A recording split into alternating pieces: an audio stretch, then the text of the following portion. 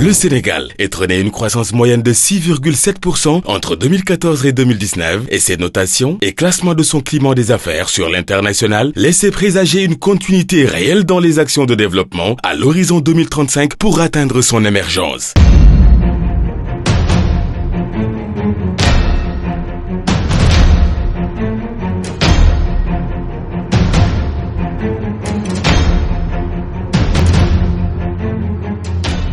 « 2 mars 2020, le monde est frappé de plein fouet par la pandémie de la Covid-19. Les prévisions les plus pessimistes annonçaient une récession mondiale sans précédent avec un recul de la croissance estimé à 3% en 2020.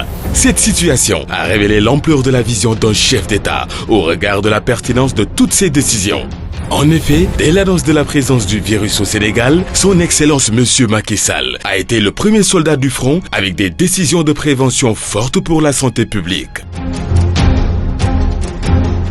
Au même moment, son programme de résilience économique et sociale, PRS, mettait en marche un formidable dispositif d'accompagnement pour les entreprises impactées, les ménages vulnérables et la diaspora avec la mise en place du Fonds Force Covid-19 de plus d'1,5 milliard d'euros, soit 7% du PIB.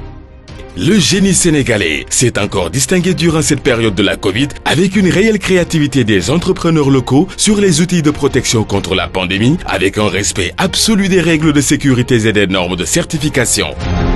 Les facilités fiscales et les instruments de financement des politiques publiques, à l'instar de la DER, du FONGIP, du FONSIS et de la BNDE, ont très tôt accompagné les entreprises qui ont su s'adapter au contexte. Les structures et les instruments d'accompagnement de l'investissement opèrent des consultations avec le secteur privé, offrant des services en ligne adaptés et réorganisent ainsi l'ergonomie des espaces de travail avec une approche prudentielle permettant la marche continue de notre économie.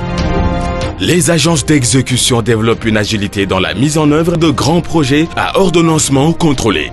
À l'effet des mesures de pédagogie de résilience économique et sociale, le taux de croissance du PIB de 2020 est ainsi contenu à 1,1%, permettant ainsi d'éviter une récession et de rester dans une dynamique positive de création de richesses et de maintien des emplois pour préserver la trajectoire du PSE.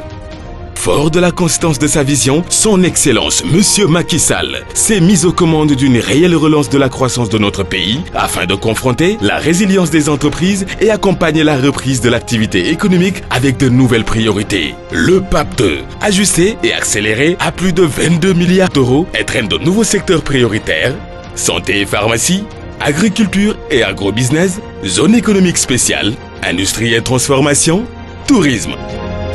Infrastructure, numérique, protection sociale, tout en capitalisant sur les perspectives gazières et pétrolières du Sénégal.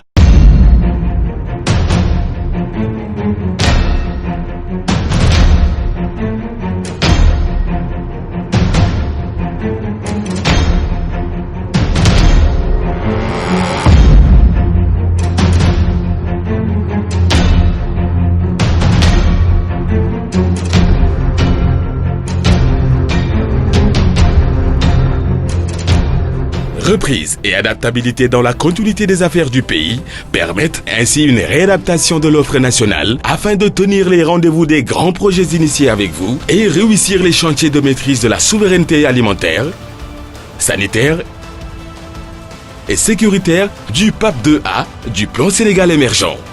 Avec la position pionnière du Sénégal sur la question de l'annulation de la dette et de l'intégration africaine, le président Macky Sall a aussi imprimé la marque de son grand leadership. Le monde à l'écoute de cette question majeure de résilience continentale fait du Sénégal un partenaire ouvert et solidaire pour explorer les opportunités de la reprise.